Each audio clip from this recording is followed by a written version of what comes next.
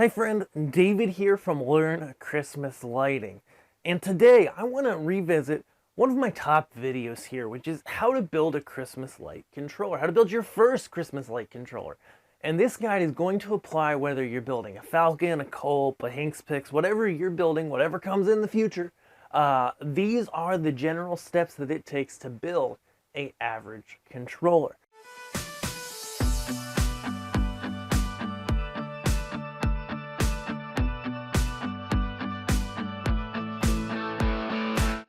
So I've got my parts laid out in front of me here, and here's what we're going to build today. Okay, we've got a Falcon F16 V4. In the future, it may be a V5, it may be a V20, maybe a V8. That'd be funny. But this is the V4 at the time. This is the first year they've been out. Okay, so we got one of those new out of the box. Well, I've used it a couple times, but it looks new. All right. We've got from Wired Watts. Not sponsored in any way, I just like their stuff. Their mounting plate for Falcons. These are like 10 bucks, I think a little bit less. And they come with the screw kit that has all the screws you need to build the thing. Why not? It's perfectly drilled, saves you a ton of time. Okay, I love these things. Cable Guard CG1500 box, that's the lid. Boom, that's the box. Terminal blocks that come with the Falcon. Meanwhile, LRS 350 power supply, also from Wired Watts. They set the voltage for you, which is super cool. Power cord for the power supply from Wired Watts. And a bunch of pigtails. Maybe that's enough to do the whole thing, maybe not. We'll find out. I forget how many I bought. So, let's set this stuff down and get to work. First thing we're going to do is I like to go and take my cable guard. By the way, these are the screws for screwing it into the side of your house. That is one way to mount it if it's going to be there all the time. If it's not going to be there all the time, okay, CG 1500 101, okay, there are these little knockouts right here, okay. You can hit it with a screwdriver. I think I've got a big screwdriver over here. You want to have like the biggest flathead you have, which I don't have with me right here. So you basically take that screwdriver and you're going to smack that out of there, and it will come out. Hammer is helpful. In this case, I don't have it.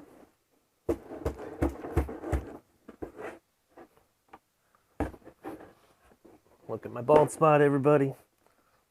That wasn't too bad today. Just jab as much of that out of there as you want, both sides.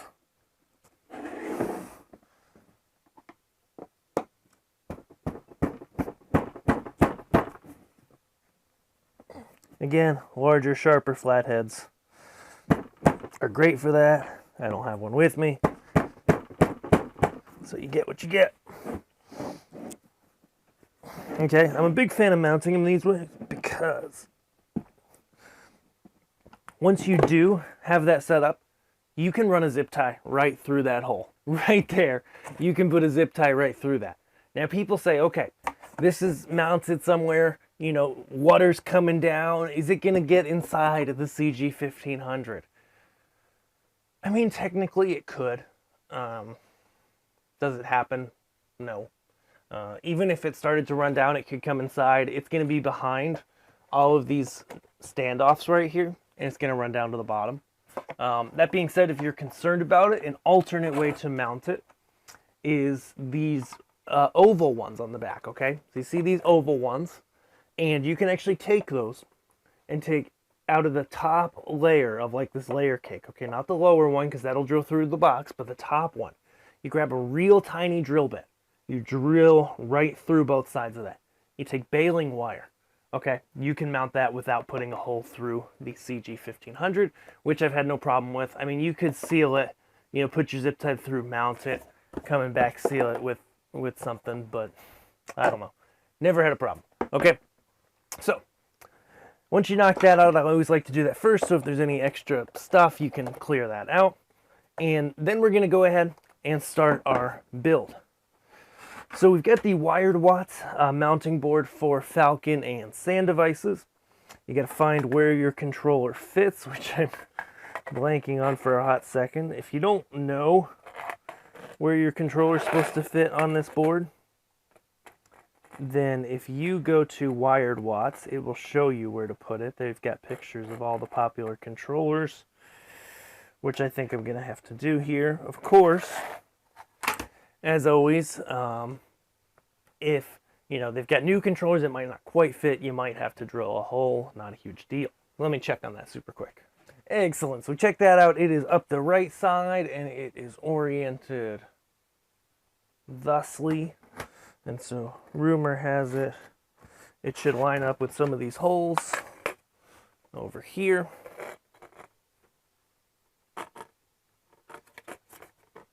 Maybe someday.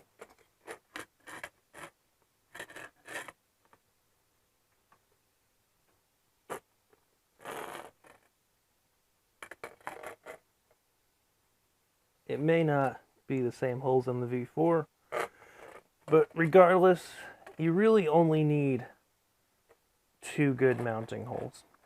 So what I'm going to do instead, actually, since I can't find the right mounting holes, grab my Meanwell power supply, mount that first. So the Meanwell LRS 350 power supply is very standard in the hobby. They, on the back, have threaded holes in them. And so on the Wired Watts, it fits right in the corner, okay? Check this out, right like this. And so I can grab my screw kit, open that up, dump everything out and try to lose some of the screws. I kid, ha ha ha ha ha ha. And we're gonna find the screws that fit the power supply, which are going to be these threaded ones, okay? I believe either those or these big threaded ones. So just find your power supply, find the threads on the back. Yeah, it's these ones with this big head. Boom. So then I can flip it over. I like to go sideways on this because then I can find where they go. There are 4 screws on the back of the Meanwell, which line up super nice. Maybe you can see that, maybe not. They line up super nice with 4 holes on the back of the Wired Watts pre-drilled board. That is one thing that we know fits great because I've done these a bunch of times. Let's put these together. Okay. Just gonna tighten that up loosely. I believe it comes with 2 screws for this, which is fine. There is absolutely no need for 4 on these. We're going to tighten that up. Grab a Phillips head.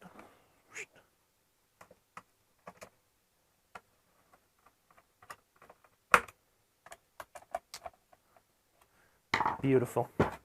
Okay, so now we're ready to mount our F16. We got our Meanwell mounted, ready to mount our F16 onto our board. I'm using an F16 V4, and this is an older Wired Watts mounting board that I had around.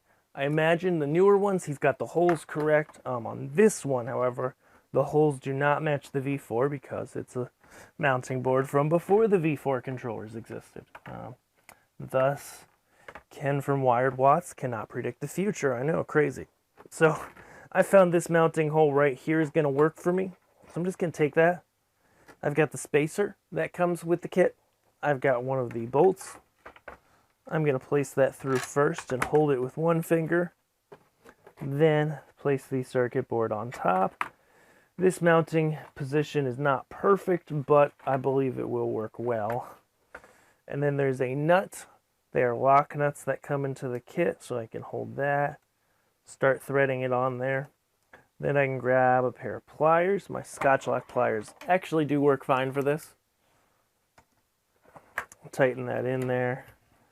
The nice thing about doing the power supply first is that you can set the mounting board up tall like this and it will not fall over when the power supply is already mounted, which is great.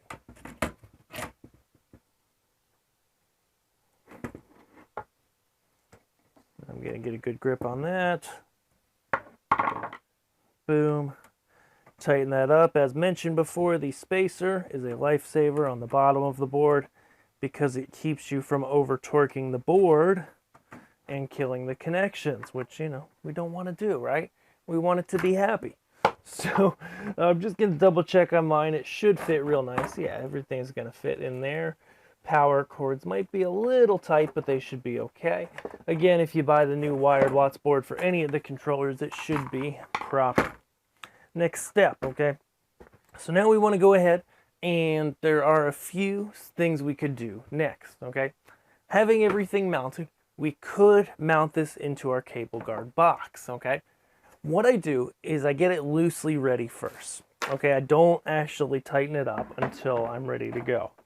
Because if I set it in loosely like so, this allows me to access all of my cables inside, wire that all up before I actually put it in the box. So, incoming power, boom, comes off this power cord. I got this one from Wired Watts. You can get it from wherever in the world you want. As long as it's a power cord, you can cut it off something, whatever. Just gonna take this guy, fish it through the box. They pre-tin them from Wired Watts, and they're pretty long, which is cool. That's why I like Wired Watts, though. There's many places I like. Wired Watts is a good one. And I see my power inlet is actually here, so I'm gonna use the small here. So we just push it through the foam on the cable guard box, okay? Coming through the foam. I think it'll fit through this smaller hole. If it doesn't, we'll just go to the next one.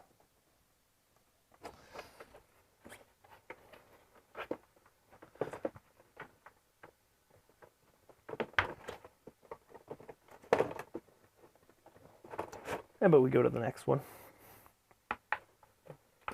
Plenty of space on this one. People often, with the CG1500s, go, oh man, it's just some foam and the cable comes through in the bottom. Isn't that going to just cause you all these water problems? And they really don't. They really don't, okay? As long as you mount them down, I always say, you'll be fine. But I've talked to some folks in the commercial space that put out tons and tons and tons of controllers.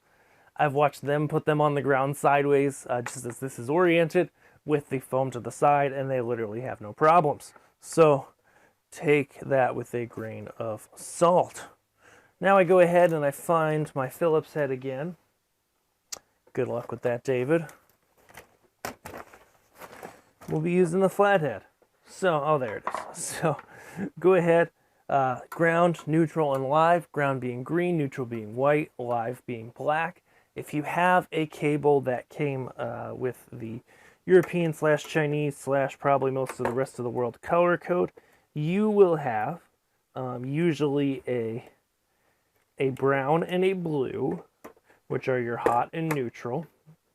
Your brown is your hot, your blue is your neutral, and then you might have a yellow with a green stripe, a green with a yellow stripe, something like that is going to be your ground.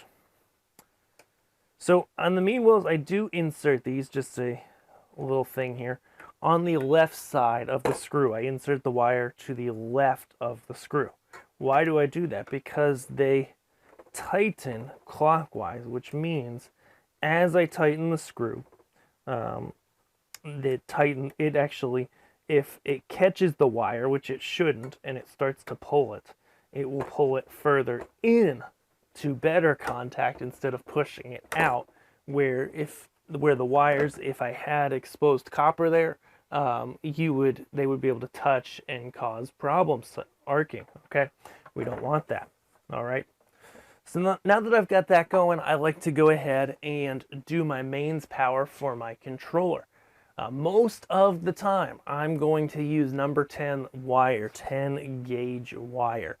You can use whatever you want, but it needs to be good enough for the load you're putting, and that is the DC amperage from your power supply to your controller. And so your AC amperage coming out of your power supply, this is a 360 watt, 29 amp power supply, but that's a DC amp, okay, in a Meanwell LRS 350. And so when you convert that to AC, say it was 100% efficient and you used the full power supply, which neither of those are true, therefore they somewhat cancel each other out, you would be at 2.9 amps, which means you can use a pretty darn thin power cable. In this case, it's an 18 gauge that I've got here, I believe. it's going to be fine. But DC side, from the outputs on the power supply to the controller, that's more amperage. Okay, what you run in your show is going to be different than what I run in my show, but it's still a higher amperage. So I'm going to find some of that wire here. Here's a short one. Those long enough. Those might be long enough for my first one. I think it will be. There are two sides here on the F16. Of course, every controller is different as to how the power hooks up.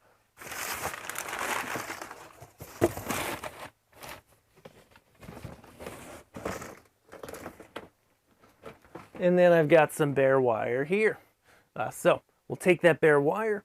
I like to split it at the ends here. We will strip some of the end.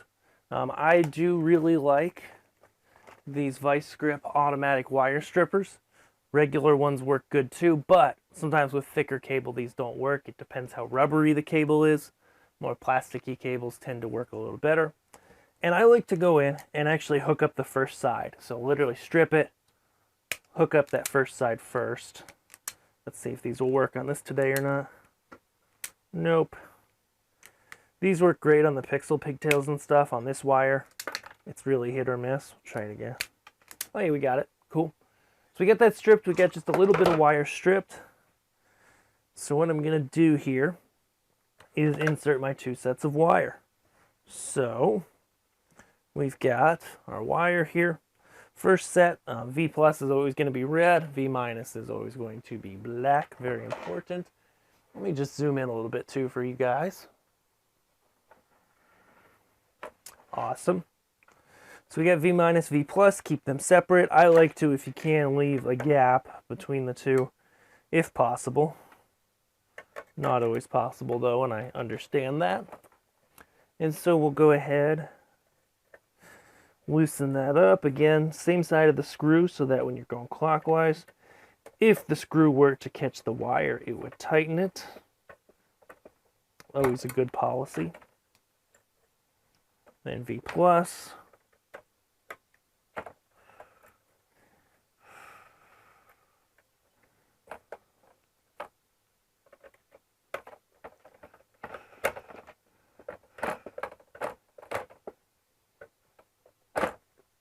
Awesome. Looks like those will make it, which is great. Now we've got our other set here. I think actually the set that I hooked up might have been 12 gauge and this set is 10 gauge. Again, do your math, make sure your loads are within spec as to what you're running on these. You will probably be okay, but 12 gauge at a short distance is, look up your wire table, but it's roughly good for 20 amps of power. Sustained.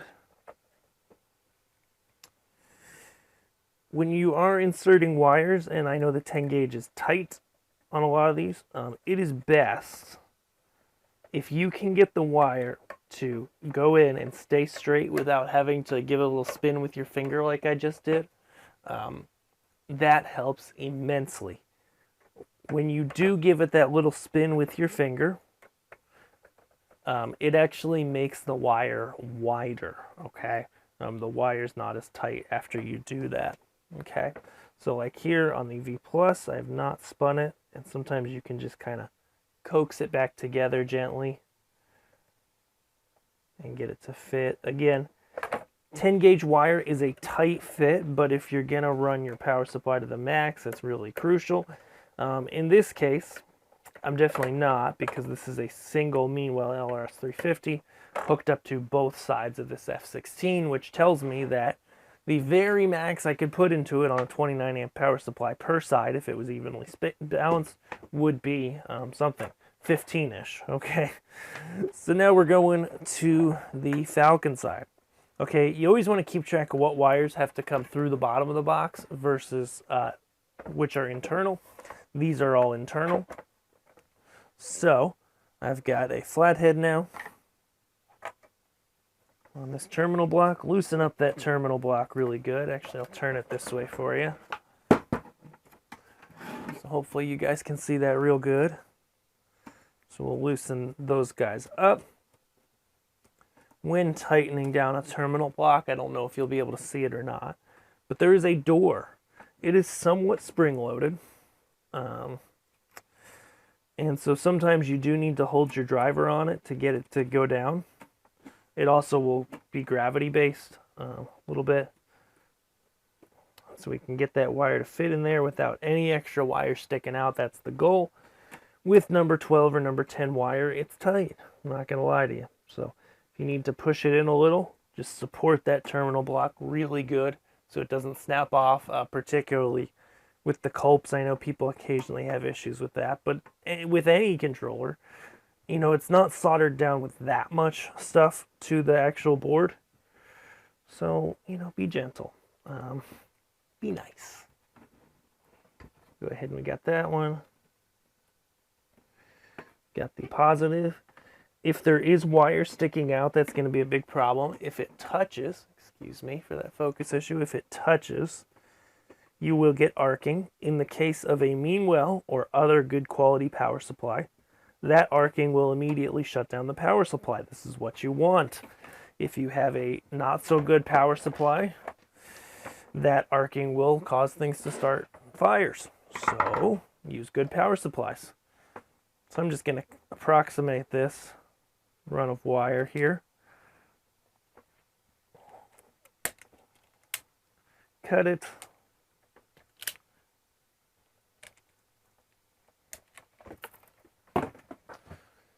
Strip the wire.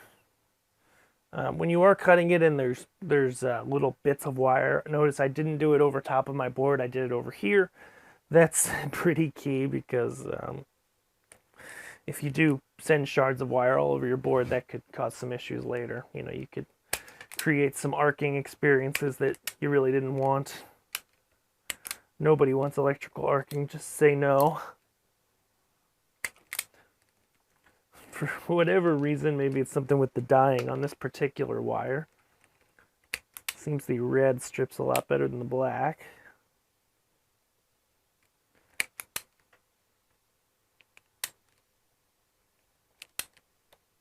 Just an interesting observation. I'm literally just going to take the cutter side. Get my regular wire strippers on this one. Good old Kleins, I've had these a long time.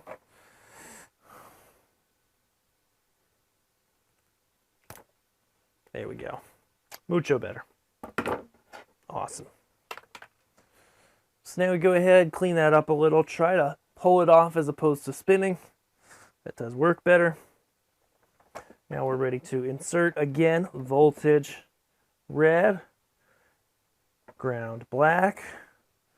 Always the color code we want to use, no need to stray from it. And of course, whenever you're working on electrical something such as this, you need to have the power off. That should be obvious, but it isn't always, and people go to the hospital every year because they mess with power that's not off. It's not good. So again, like I was saying earlier with these terminal blocks, if you get on, you can, if you're especially if your board is sitting upside down or just like at a funky angle, you can actually insert the wire into the wrong side of the terminal block. And if that happens, you can sometimes tighten it down and it can sit there and make intermittent contact, and especially on power, but data as well, that really causes issues, okay? So be careful with that. All right, so now I can get this wire out of the way. Again, I'm not the world's foremost expert in building controllers, but mine work well. So next step is we've got our controller here. We are now pretty much ready to insert it inside the board, okay? Because we've got all of our stuff attached, and of course I'm doing it sideways. So we're going to insert it into the cable guard. Can be a little tight on those power connectors, but I think it's going to be okay. And while I'm here, before I forget, I'm going to pull through my extra cable here, at least a little bit of it. and I'm going to select my power. So on the Falcons, there is actually a switch to go between voltage 2 and external power for powering the brain. And then there's another switch or jumper, I believe, to switch between 5 volt and 12 volts.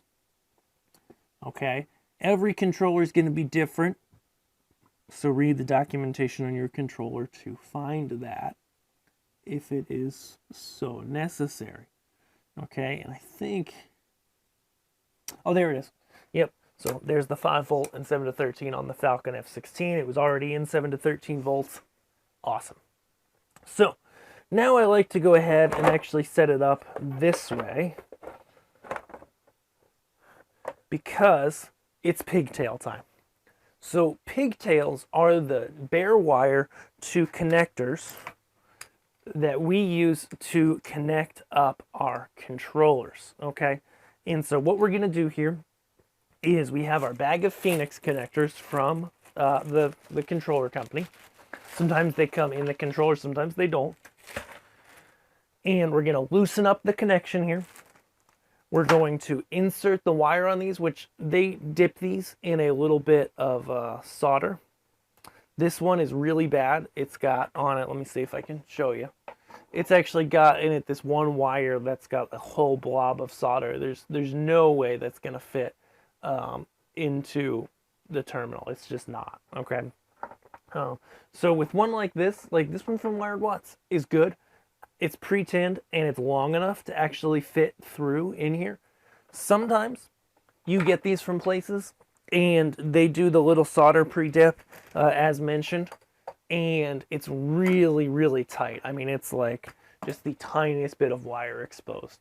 That's fine if you're soldering it like directly to a controller board, but we don't do that. We use terminal blocks, and because of that, you just want to clip those off and restrip them. And if you do have the automatic wire strippers, actually, because this one's messed up, I'll do it. That means just cutting it. I've cut it a little bit into the insulation, so there's none of that previous wire showing.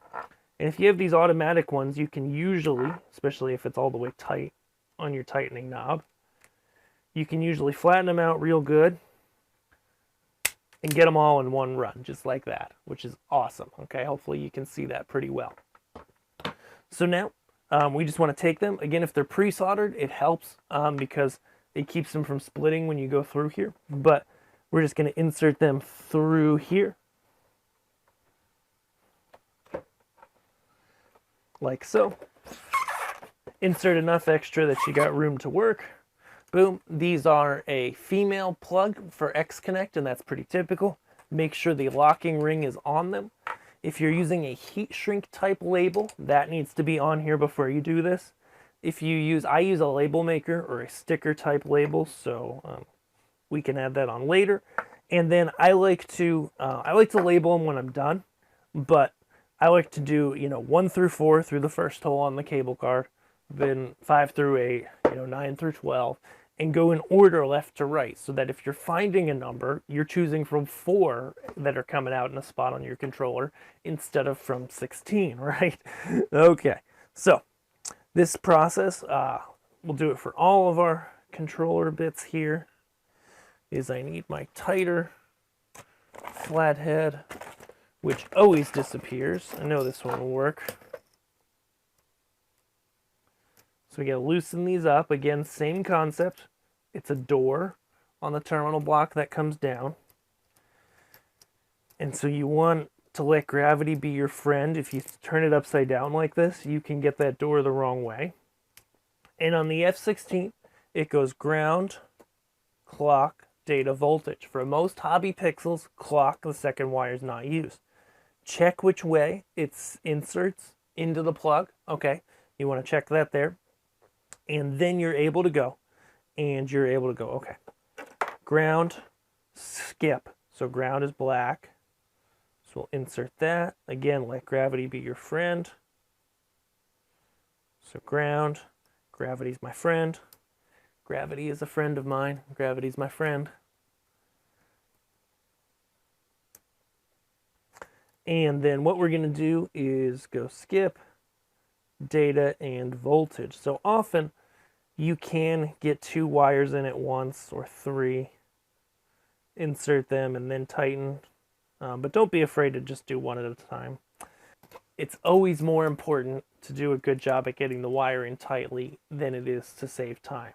Okay, because say you go, oh, I inserted all 3 wires, I tightened them up, you know, they're hunky-dory, right? And then what if one of them's not quite tight? Okay, so I'm going to go back over them and tighten them up. And it becomes loose over the season. And this happens when people move controllers from storage around and they bounce a lot. This happens then too, okay? That wire gets loose in there.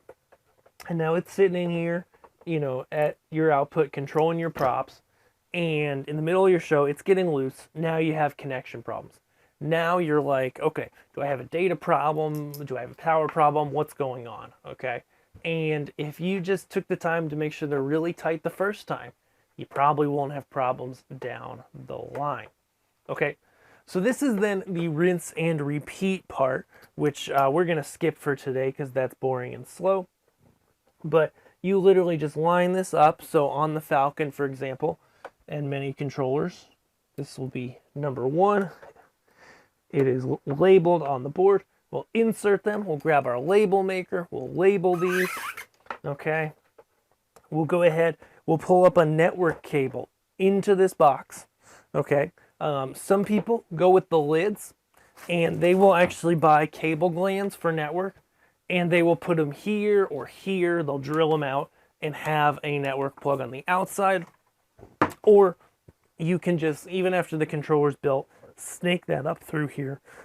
Boom, into the box, plug in your network cables. If you're doing long-range receivers, they're going to go here on the F16V4. But for right now, we're just going to go ahead. We're going to tighten it up. All right. So tighten up our wires. Get that going into here. It can be a tight fit sometimes. Perfect. So now there are 4 corner screws on the CG1500. And the Wired Watts kit has these kind of tall lag screws with big heads. They are magnetic, which is great because then if you have a screwdriver that is also magnetic, you can just line it up real good, insert that screw, tighten her down. You get 4 with the Wired Watts kit. Personally, you know, I don't see a need to do more than 2. All my controllers have 2. They're fine. Like this mounting board is really high quality, so it's not like really flexible. You know, it's very rigid, and so therefore,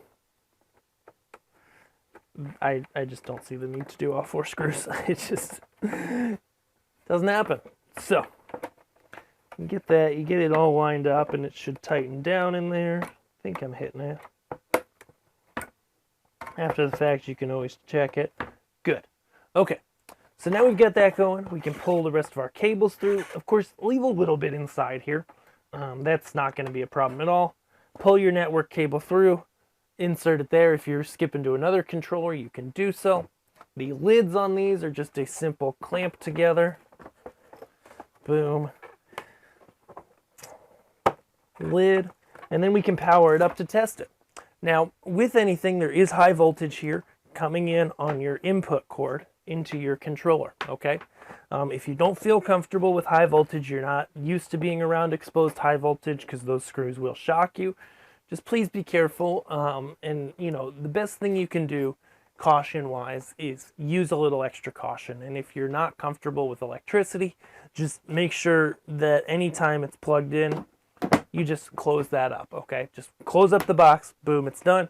Then we can go plug it in. These as well, once you get your display up, if you want to secure them, you can go in here and you can actually tighten down a bolt on this right here with a long nut driver. And I believe usually it's in the box somewhere, that bolt is. I bought this from another vendor, so I'm not sure where that went, but I don't use them because they do latch. Okay. So let's go ahead and we'll plug it in.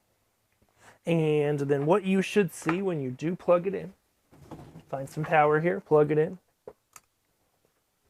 is you will see everything lighten up. So your Meanwell's going to light up, okay? It's going to have a power LED. Your Falcon's going to display on its screen information about its IP address, stuff like that. You should see lights on all of your fuses, unless you have bad fuses, which lets you know both sides of the board is lit up. And then you're good to go. Then it's time to start getting to the next steps of this hobby. If you do want to do a quick test just to make sure power's hooked up right, you can go in the menu on the Falcon here. On this V4, you hit, what is it, select, scroll down to test, yeah, and you can run a test that way. If not, don't worry about it, everything's good, and you're good to go. You've built your first controller, yay! If you liked this video, I know it was a long one, and you're starting your first Christmas light display, be sure to head over to learnchristmaslighting.com, grab our free guide to begin with your first lighting display, and I want you to know the 3 things that I messed up that I don't want you to mess up to save time, save money, and save frustration. Hop over there, and we will see you guys in our next video here on YouTube. Have a great day. See ya.